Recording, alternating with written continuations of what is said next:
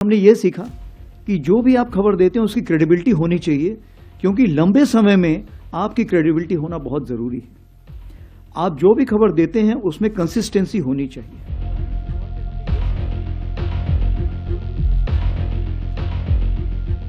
Narrative management system और cognitive, ये कितनी जरूरत है और समय की मांग है।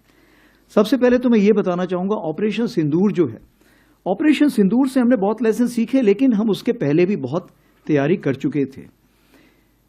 उदाहरण के तौर पे हमने ये सीखा कि जो भी आप खबर देते हैं उसकी क्रेडिबिलिटी होनी चाहिए, क्योंकि लंबे समय में आपकी क्रेडिबिलिटी होना बहुत जरूरी है। आप जो भी खबर देते हैं उसमें कंसिस्टेंसी होनी चाहिए।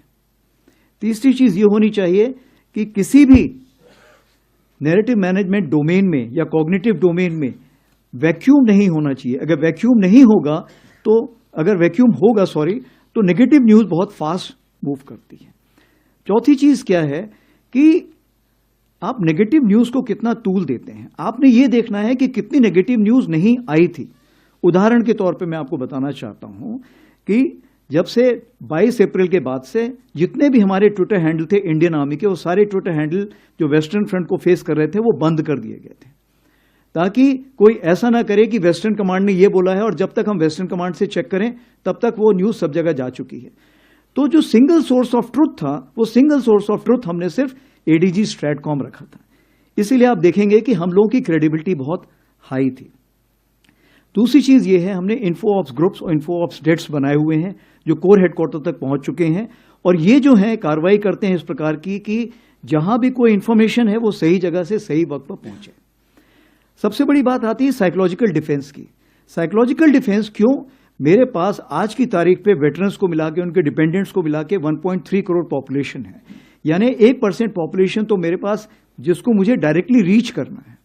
अगर इस पॉपुलेशन को रीच करना है तो मुझे जरूरी है to have a psychological defence division, और इस चीज को मद्देनजर रखते हुए हमने ट्रायल बेसिस पे एक साइकोलॉजिकल डिफेंस डिवीजन बनाई जो कि 24/7 इसको मॉनिटर करती रहती है।